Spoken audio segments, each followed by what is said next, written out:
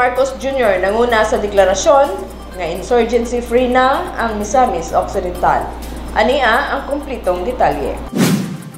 Opisyal nang gideklara ang insurgency-free sa Misamis Occidental niadtong Setyembre 27, 2024 didto sa Tangub City Global College kon TCGC, diin nagkahiusa ang Misamis noon uban sa mga lideres aron saksihan ang mahinungdanong kasaysayan sa probinsya. Gipanguluhan mismo ni President Ferdinand Bongbong Marcos Jr. ang deklarasyon nga nagtimaan sa pagkabot sa hingpit nga kalinaw sa probinsya gikan sa mga dekada nga nagatubang sa rebelyon sulod sa kapin 50 ka tuig. Ang Misamis Occidental nakigbisog sa mga hagit gikan sa mga rebuilding grupo nga naglakip sa armadong grupo nga mao ang Guerrilla Front Sindong ug Juji nga miyembro sa CPP, NPA, NDF. Nakababag kini sa paghatod sa mga serbisyo sa gobyerno og nakapalisod sa pag-uswag sa probinsya.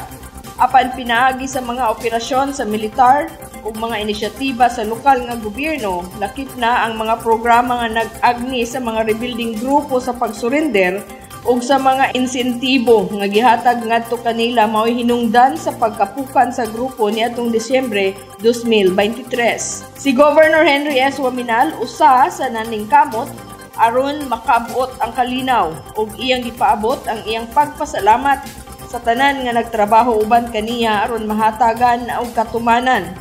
Giingon ni Governor Waminal nga ang maong kalampusan nag-abli sa dalan alang sa mas lapad nga mga oportunidad sa ekonomiya, labi na sa pagdasig sa mga namuhunan o sa pagpaligon sa mga lokal nga industriya para sa mas maayo nga kaugmaon alang sa mga Misamisnon.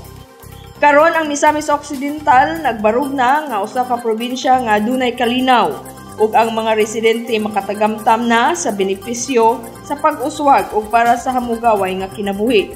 Ang deklarasyon sa insurgency-free sa probinsya nag-abli sa daghang posibilidad alang sa pag-uswag, seguridad ug kalig-on para sa kaayuhan sa tanan nga sektor sa atong probinsya.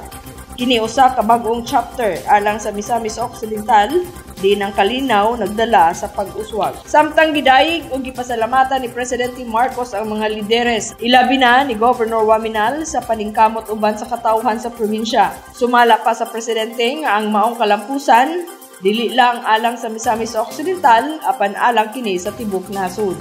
Tipik sa programa gipahigayon usab ni Presidente Marcos ang paghatag og pinansyal nga tabang sa pulo ka mga kanhing rebuilding ubos sa payapa at masaganang pamayanan.